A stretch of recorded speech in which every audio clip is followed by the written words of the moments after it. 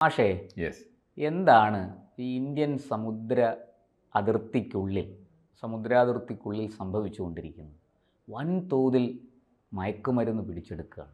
ഇപ്പോൾ ഇതാ നമ്മുടെ ബംഗാൾ ഉൾക്കടലിൽ വരുന്ന ആൻഡമാൻ നിക്കോബാർ ദ്വീപ് സമൂഹങ്ങളുടെ പരിസരത്ത് നിന്ന് കോസ്റ്റ് ഗാർഡ്, നാവികസേനയൊക്കെ ചേർന്ന ഒരു സംയുക്ത ഓപ്പറേഷനിൽ വലിയ തോതിൽ മയക്കുമരുന്ന് പിടിച്ചെടുത്തതായിട്ടാണ് വിവരം. എന്താണ് ഇതിൻ്റെ വിശദാംശങ്ങൾ? തീർച്ചയായിട്ടും ഇത് വലിയ ആശങ്കയുണ്ടാക്കുന്ന ഒരു വാർത്തയാണ്. അത് ഒന്നും രണ്ടുമല്ല, നിരന്തരമായിട്ട് ഇത്തരം വാർത്തകൾ വന്നുകൊണ്ടിരിക്കുകയാണ്. ഒന്നാമത്തെ കാരണം, അന്താരാഷ്ട്ര തലത്തിൽ ഈ രണ്ട് കൂട്ടർക്കും, സാമ്രാജ്യത്വത്തിനും ഭീകരവാദത്തിനും, ഇമ്പീരിയലിസ്റ്റുകൾക്കും ടെററിസ്റ്റുകൾക്കും ഒരുപോലെ പ്രിയപ്പെട്ട രണ്ട് ട്രേഡാണ്.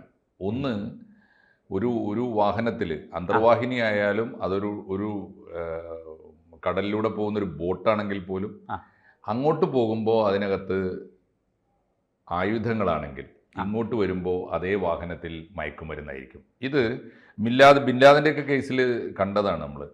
നമ്മൾ താലിബാൻ്റെ കേസിൽ കണ്ടതാണ്. ഇത് പ്രധാനപ്പെട്ട ഒരു ഏർപ്പാടാണ്. തീവ്രവാദത്തിന് ആയുധങ്ങൾ കൊടുക്കുന്നതിന് പകരം തീവ്രവാദത്തിൻ്റെയും ഭീകരവാദത്തിൻ്റെയും എല്ലാ സ്വകാര്യ ഇടങ്ങളിലും മയക്കുമരുന്ന് വളർത്തിയെടുത്തിട്ട് മയക്കുമരുന്ന് എത്തിച്ചിട്ട് അത് തിരിച്ചു കൊടുക്കും. ഇത് രണ്ടും പ്രധാനപ്പെട്ട സംഗതിയാണ്.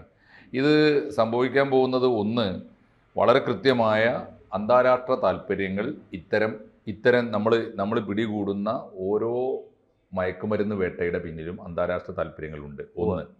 രണ്ടാമത്തെ കാര്യം, ഇത് ഏറ്റവും കൂടുതൽ എത്തുന്നത് ഭീകരവാദ പ്രവർത്തകരുടെ കയ്യിലേക്കാകാം. അവരുടെ വരുമാനം അതാണ്.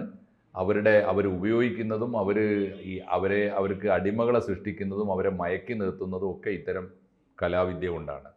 അപ്പോൾ ആ രണ്ട് ഭീഷണിയും ഒരേ സമയത്ത് വളരുന്നു എന്ന് കാരണം. മൂന്ന്, ഒരു രാജ്യത്തെ തകർക്കാൻ അതിൻ്റെ ഭാവി പൗരന്മാരെ നശിപ്പിച്ചാൽ മതി. നമ്മുടെ കുട്ടികളിലേക്ക്, താഴെ തട്ടിലേക്ക്, നമ്മുടെ വിദ്യാലയങ്ങളുടെ പരിസരങ്ങളിൽ, നമ്മുടെ ഇടവഴികളിൽ, നമ്മുടെ നടവഴികളിലൊക്കെ ഈ മയക്കുമരുന്നിൻ്റെ ഏജന്റുമാർ, പ്രത്യേകിച്ച് വളരെ ചെറുപ്പക്കാരായ കുട്ടികൾ, ആൺകുട്ടികളും പെൺകുട്ടികളും ഇതിൻ്റെ ഏജന്റുമാർ പ്രായം തൊട്ട് പെടുകയാണ് മാഷ്. അപ്പോൾ ഈ മൂന്ന് ഭീഷണിയാണ് ഇതിൻ്റെ പിന്നിൽ ഞാൻ കാണുന്നത്.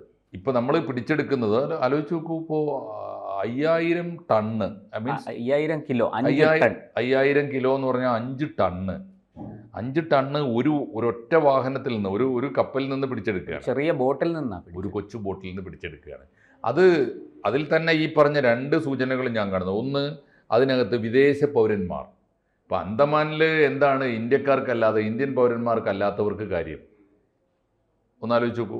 ഇത് കടത്തിക്കൊണ്ടുവരുന്ന വിദേശ പൗരന്മാർ, അത് ഇറാനികളാവട്ടെ, അത് നേപ്പാളികളാവട്ടെ, ഏത് രാജ്യക്കാരായാലും അവരുടെ പങ്ക് വളരെ പ്രധാനമാണ്. അവരെ നിയോഗിക്കുന്നത് ആരാണ്, ഏത് രാജ്യക്കാരാണ്?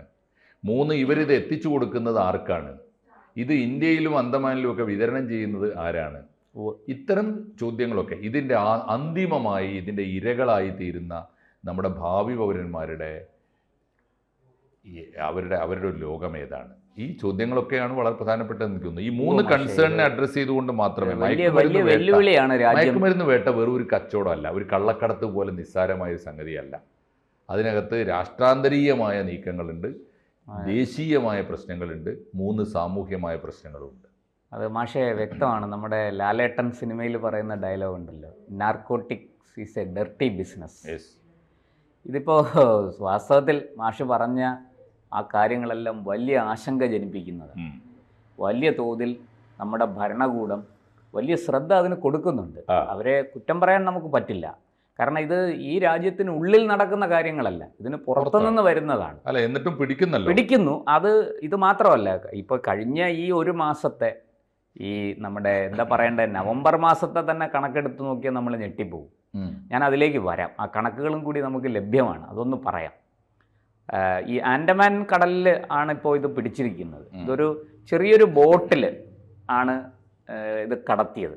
ഇപ്പോൾ കോസ്റ്റ് ഗാർഡ് ഇത് ഈ സമുദ്രാതിർത്തി ലംഘിച്ചൊക്കെ വരുന്നത് കണ്ടപ്പോൾ ഇവർ ഈ പ്രതിരോധ ഉദ്യോഗസ്ഥരടക്കം കോസ്റ്റ് ഗാർഡിൻ്റെ സംവിധാനത്തിലുണ്ടായിരുന്നു. അപ്പോൾ അവരിത് തടഞ്ഞു നിർത്തി, ഇത് പരിശോധിച്ചു. അപ്പോഴാണ് വലിയ തോതിൽ ഈ മയക്കുമരുന്ന് കിട്ടുന്നത്. ഇവർ മ്യാൻമാർ പൗരന്മാരാണെന്ന് പറയുന്നു. നമുക്ക് കൂടുതൽ വിവരങ്ങൾ നമുക്കിതൊന്നും സ്ഥിരീകരണം നമുക്ക് ഇപ്പോൾ കൊടുക്കാൻ പറ്റില്ല. പറയപ്പെടുന്നു മ്യാൻമാർ പൗരന്മാരാണ്. ഇത് എവിടെ നിന്നാണ് ഈ മയക്കുമരുന്ന് കിട്ടിയത്, ഇതെങ്ങോട്ടേക്കാണ് കൊണ്ടുപോകുന്നത് തുടങ്ങിയ വിവരങ്ങൾ പരിശോധിച്ച് വരുന്നതേ ഉള്ളൂ. ഇവരെ ചോദ്യം ചെയ്യുകയാണ്. ആ ചോദ്യം ചെയ്യുന്നതിൽ നിന്ന് കിട്ടുന്ന വിവരങ്ങൾ അനുസരിച്ച് മറ്റന്വേഷണം നടത്തിയാൽ മാത്രമേ ഇത് നമുക്ക് കൂടുതൽ വിവരങ്ങൾ വെളിപ്പെടുത്താനാവുകയുള്ളൂ. എന്തായാലും police, narcotics, NCB narcotic control bureau, NIA, coast guard, നമ്മുടെ മിലിറ്ററി ഇൻ്റലിജൻസ്, കാരണം നേവിക്ക് സ്വാഭാവികമായിട്ട് ഇതിനകത്ത് പങ്കുണ്ടാവും. അപ്പോൾ മിലിറ്ററി ഇൻ്റലിജൻസിൻ്റെ അന്വേഷണം അവരുടെ പ്രതിനിധികൾ ഇതിലുണ്ടാവും, അന്വേഷണ സംഘത്തിലുണ്ടാവും. അങ്ങനെ ഒരു സംയുക്ത ടീം, ഒരു സംഘം രൂപീകരിച്ചാണ് ഇപ്പോൾ അന്വേഷണം മുന്നോട്ട് പോകുന്നത്. ഇത്രയും വിവരങ്ങളാണ് നമുക്ക് പൊതുവേ ഇതിനെക്കുറിച്ച് പ്രാഥമികമായിട്ട് കിട്ടുന്നത്. ഇത് ഈ ഇക്കഴിഞ്ഞ മാസം വലിയ തോതിൽ നമ്മുടെ സമുദ്രാതിർത്തിക്കുള്ളിൽ ഇത് പിടിച്ചിട്ടുണ്ട്. അത് ചെറിയതൊന്നുമല്ല. കഴിഞ്ഞ ദിവസം ഗുജറാത്ത് തീരത്തുനിന്ന് 700 കിലോയാണ് മയക്കുമരുന്ന് പിടിച്ചത്. എന്നിട്ട് ആ ബോട്ടിൽ, അതും ഒരു ബോട്ടിലാണ് കൊണ്ടുവന്നത്. അതിലും ഇത് രാസലഹരിയാണ്. അതാണ് അതിലെ ഏറ്റവും മാരകമായ കാര്യം. ഇപ്പം ഈ ആൻഡമാനിലും പിടിച്ചിരിക്കുന്നത് രാസലഹരിയാണ്. നമുക്കതിൻ്റെ പേരുകൾ പറയുന്നതിന് ചില ബുദ്ധിമുട്ടുകളുണ്ട്. കാരണം അതൊന്നും പുറമേ ഡിസ്കസ് ചെയ്യരുത്, ചർച്ച ചെയ്യരുതെന്നാണ് ഈ എന്താ പറയുക ഔദ്യോഗിക വൃത്തങ്ങൾ നൽകുന്ന സൂചന. വളരെ മാരകമായ, ഒരു തവണ ഉപയോഗിച്ചാൽ അതിന് അടിമയായി പോകുന്ന മാരകമായ രാസലഹരിയാണ് ഈ കടത്തുന്നത്, കൊണ്ടുവന്നിരിക്കുന്നത്. ഈ ഗുജറാത്ത് തീരത്ത് 700 കിലോഗ്രാമാണ് അത് കൊണ്ടുവന്നത്. അത് ആ ബോട്ടിൽ 11 ആൾക്കാരുണ്ടായിരുന്നു, അല്ല 8 പേരുണ്ടായിരുന്നു. ആ 8 പേരും അവർ പറഞ്ഞത് ഇറാനിയൻ പൗരന്മാരെന്നാണ് പറഞ്ഞത്. പക്ഷെ അവരുടെ കയ്യിൽ ആ ഇറാൻ പൗരത്വം തെളിയിക്കാനുള്ള ഒരു രേഖയുമില്ല. അപ്പോൾ നമ്മൾ സ്വാഭാവികമായിട്ടും ഭാരതവും ഇറാനും, ഇന്ത്യയും ഇറാനും ഒരുപാട് സൗഹൃദ ഇതിൽപ്പെടുന്ന കച്ചവടങ്ങളുണ്ട്. എണ്ണ വാങ്ങുന്നു, പകരം അവർക്ക് പലതും ഭക്ഷ്യസാധനങ്ങൾ കൊടുക്കുന്നുണ്ട്. നമ്മൾ വലിയ തോതിൽ ബന്ധങ്ങളുള്ളതാണ്. അപ്പോൾ നമുക്കത് അവരുടെ കൈവശം ഈ പൗരത്വം തെളിയിക്കുന്ന രേഖകളില്ലതാനും. അപ്പോൾ നമുക്ക് അവരെ ഇറാൻ പൗരന്മാരായിട്ട് കണക്കാക്കാൻ പറ്റില്ല.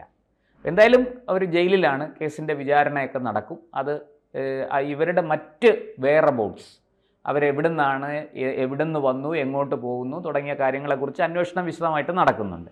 നേരത്തെയും ഗുജറാത്ത് തീരത്ത് 3000 കിലോ മയക്കുമരുന്ന് പിടിച്ച സംഭവം ഉണ്ടായിരുന്നു. ഇത് ഈ ഗുജറാത്ത് തീരത്ത് പിടിച്ചത് നാവികസേനയും ഗുജറാത്ത് പോലീസും NCB നാർക്കോട്ടിക് കൺട്രോൾ ബ്യൂറോയും NIAയും ഒക്കെ സംയുക്തമായിട്ട്. ഇതുപോലെ തന്നെ ഇത് ബംഗാൾ ഉൾക്കടലിലാണെന്നേ ഉള്ളൂ, അത് അറബിക്കടലിലാണ്. ഈ വ്യത്യാസമേ ഉള്ളൂ. എന്തായാലും പിടിച്ചു.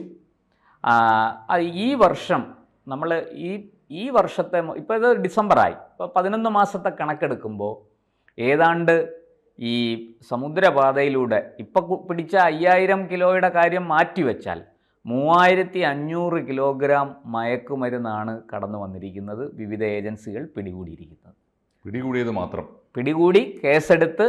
അപ്പോൾ അതിൽ തന്നെ നിരവധി കേസുകളുണ്ട്. അതിൽ 11 ഇറാനിയൻ പൗരന്മാരുണ്ട്, 14 പാകിസ്ഥാൻ പൗരന്മാരുണ്ട്. അത് നമ്മൾ സ്ഥിരീകരിച്ചിട്ടുണ്ട്. അവർ ജയിലിലാണ്, വിചാരണ നേരിടണം, അതിന് തക്കവണ്ണമുള്ള ശിക്ഷ അവർക്ക് കിട്ടും. അത് ഈ 3500 കിലോഗ്രാം ഈ വർഷം കടന്ന് നമ്മുടെ സമുദ്രാതിർത്തി ലംഘിച്ച് ഇങ്ങോട്ടേക്ക് കയറി എന്ന് പറയുമ്പോൾ ചെറിയ കാര്യമല്ല. അതിൻ്റെ കൂടെയാണ് ഈ 5 ടൺ 5000 കിലോയുടെ കാര്യം കൂടി നമ്മൾ ചേർത്ത് വായിക്കേണ്ടത്. ഇത് വലിയ രീതിയിൽ നമുക്ക് ദോഷം ചെയ്യുന്ന, നമ്മുടെ രാജ്യത്തെ നശിപ്പിക്കാനാണോ അയൽ രാജ്യങ്ങളെ നശിപ്പിക്കാനാണോ എന്താണ് ഉദ്ദേശമെന്ന് നമുക്ക് മനസ്സിലാകുന്നില്ല. ഇപ്പം നേരത്തെ നമ്മൾ ഈ പറഞ്ഞതുപോലെ ഈ കൃഷി ചെയ്ത് വിളയിച്ച് ഉൽപ്പാദിപ്പിച്ചെടുക്കുന്ന മയക്കുമരുന്നായിരുന്നെങ്കിൽ ഇപ്പോൾ വൻതോതിൽ രാസലഹരിയാണ് വരുന്നത്. ഈ രാസലഹരി മാരകമാണ്, അങ്ങേയറ്റത്തെ ഭീഷണി ഉയർത്തുന്നതാണ്, വലിയ ആശങ്ക ജനിപ്പിക്കുന്നതാണ്. എന്തായാലും നമ്മുടെ രാജ്യത്തിൻ്റെ ഈ ഏജൻസികൾ കണ്ണിൽ എണ്ണയും ഒഴിച്ച് കാത്തിരുന്നത് കൊണ്ടാണ് ഇവർ പിടിയിലായത് എന്നുള്ളത് നമുക്ക് പറയാം. എന്തായാലും ഒരു പരമ്പരയായിട്ട് നടന്നുകൊണ്ടിരിക്കുന്ന ഒടുവിലത്തേതാണ് ഇപ്പോൾ അൻഡമാനിലെ 5000. അതിന് മുമ്പ് 3000 വരെ പിടിച്ചിട്ടുണ്ട്. 3500 വരെ പിടിച്ചിട്ടുണ്ട്. ഇതിൽ ആശങ്കയുണ്ടാക്കുന്നത് നമ്മൾ തുടക്കത്തിലേ പറഞ്ഞിടത്തേക്ക് തന്നെയാണ് കാര്യങ്ങൾ സൂചന എത്തുന്നത്. ഒന്ന്, ഇതിനകത്ത് ഇപ്പോൾ കൺഫേം ചെയ്തിരിക്കുന്നു ഇറാൻ പൗരന്മാരുണ്ട്. ഇറാൻ പൗരന്മാരുടെ കയ്യിൽ രേഖകൾ ഇല്ലാതിരിക്കുന്നത് പോലും ഒരു വലിയ തന്ത്രമാണ്. അതിപ്പം അത് ഏറ്റവും അവസാനം പിടിച്ചതിൽ, അതിന് മുമ്പ് പിടിച്ചതിലാണ് ഈ 11 ഇറാനിയൻ പൗരന്മാർ. ഇപ്പൊ പുതുതായിട്ട് കിട്ടിയ 8 പേരാണ് അവരുടെ ഇത് ഐഡന്റിറ്റി തെളിയിക്കാൻ പറ്റാതെ ജയിലിൽ കിടക്കുന്നത്. അതെ അതെ. നേരത്തെ 11 പേരും പിന്നെ 14 പേര് പാകിസ്ഥാൻകാരും. രണ്ട് കാര്യം ഓർക്കേണ്ടത്, ഒന്ന് ഇറാൻകാര്, പാകിസ്ഥാൻകാര്, പിന്നെ ഇപ്പൊ സംശയിക്കുന്നത് മിയാൻമർകാർ. ഈ 3 രാജ്യങ്ങളും വളരെ പ്രാതിനിധ്യ സ്വഭാവമുള്ളതാണ്. ഒന്ന്, ഇറാന് ലോകത്തിലെ എല്ലാ ഭീകരവാദ പ്രവർത്തനങ്ങളിലും, പ്രത്യേകിച്ച് ഇസ്ലാമിക ഭീകരവാദ പ്രവർത്തനങ്ങളിലൊക്കെ വലിയ പങ്ക് പ്രത്യക്ഷമായും പരോക്ഷമായും വഹിക്കുന്ന ഒരു രാജ്യമാണ് ഇറാൻ. 2, ഈ ഇറാൻ പൗരന്മാർക്ക് പൗരത്വം തെളിയിക്കുന്ന രേഖകളില്ല എന്ന് പറഞ്ഞത് കൊടുക്കാതിരിക്കുന്നത് പോലും ഒരു തന്ത്രമാണ്, കൃത്യമായിട്ട് ഒരു തന്ത്രമാണ്. പിടിക്കപ്പെട്ടാൽ ആ രാജ്യത്തിന് അതറിയരുത്. അതൊരു പ്രധാനപ്പെട്ട തന്ത്രമാണ്. ഞങ്ങളുടെ കയ്യിൽ ഇല്ല എന്ന് പറഞ്ഞാൽ അവർ മാത്രമേ കുടുങ്ങുള്ളൂ, അല്ലെങ്കിൽ രാജ്യം ഉത്തരം പറയേണ്ടി വരും. രണ്ടാമത്തെ ഒന്ന് പാകിസ്ഥാനാണ്. ഇന്ത്യ വിരുദ്ധമായ താല്പര്യങ്ങൾ ഇതിന്റെ പിന്നിൽ ഉണ്ട് എന്നത് വളരെ കൃത്യമാണ്. ഇന്ത്യയെ ഏതെല്ലാം തരത്തിൽ നശിപ്പിക്കാൻ പറ്റും, ഭാവി തലമുറയെ നശിപ്പിക്കാൻ, ഇപ്പോഴുള്ള തലമുറയിലേക്ക് ഈ സാധനങ്ങൾ എത്തിച്ചു കൊടുത്തിട്ട് പകരം ആയുധങ്ങൾ സംഭരിക്കാൻ ഒക്കെ ഇതിന് ഉപകരിക്കും. മൂന്നാമത്തെ കാര്യം, ഇനി മ്യാൻമർ ഉണ്ടെങ്കിൽ അതും സംശയാസ്പദമാണ്. കാരണം ഭൂമിയിൽ നടക്കുന്ന വലിയ തീവ്രവാദ പ്രവർത്തനങ്ങളിൽ നമ്മളിപ്പോൾ ഇസ്ലാം കഴിഞ്ഞാൽ പിന്നെ പരിഗണിക്കപ്പെടേണ്ട പ്രധാനപ്പെട്ട ഒരു ശക്തിയാണ് ഈ ബുദ്ധ തീവ്രവാദം. ബുദ്ധന്റെ പേരിലാണെന്ന് ഓർക്കണേ. പക്ഷേ നമുക്ക് കുറച്ച് സമീപകാല ചരിത്രത്തിൽ മറച്ചു വെക്കാൻ പറ്റാത്ത ഒന്നാണ് മ്യാൻമാറിൽ നടക്കുന്ന തീവ്രവാദ പ്രവർത്തനം. ഈ അവിടെ നടക്കുന്ന പ്രാദേശികമായ ഏറ്റുമുട്ടലുണ്ട്. റോഹിംഗ്യകളും അവിടുത്തെ ബുദ്ധമത വിശ്വാസത്തിൽപ്പെട്ട ഇത് തന്നെയാണ് വലിയൊരു അളവിൽ ശ്രീലങ്കയിൽ നടന്നുകൊണ്ടിരുന്നത്. അതുകൊണ്ട് ഇപ്പോ ഇതിൽ ഓർക്കേണ്ട ഒരു പ്രധാനപ്പെട്ട കാര്യം നമ്മൾ ഓർക്കണം, മ്യാൻമർ എന്ന് പറയുമ്പോൾ നമുക്ക് പഴയ ഒരു സ്നേഹത്തിന്റെ അയൽ രാജ്യം മാത്രമല്ല, ചൈനക്ക് വലിയ താല്പര്യങ്ങൾ അവിടെ അതാണ് അടുത്ത കാര്യം. അപ്പോൾ ഇതിലിപ്പോൾ ആരൊക്കെ വന്നു? ആഗോള ഭീകരവാദത്തിന്റെ കുത്തകക്കാരായ ഇറാൻ വന്നു. ഇന്ത്യ വിരുദ്ധമായ 2 പ്രധാനപ്പെട്ട ശക്തികൾ പാകിസ്ഥാനും വന്നു, ചൈനയും വന്നു. ഇവരുടെയൊക്കെ ഏജന്റുമാരായി വർത്തിക്കുന്ന മ്യാൻമർ ഇതിനകത്തുണ്ട്.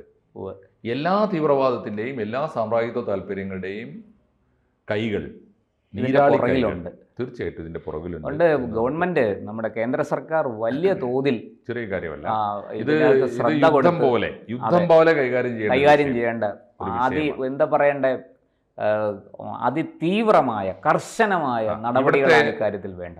ഇവിടുത്തെ ഒരു ആരോഗ്യ പ്രശ്നമല്ല, അത് രാജ്യരക്ഷാ പ്രശ്നമാണ്. അങ്ങനെ ഭാവി പൗരന്മാരെ സംരക്ഷിക്കേണ്ടുന്നതിന്റെ പ്രശ്നമാണ്. തീർച്ചയായിട്ടും.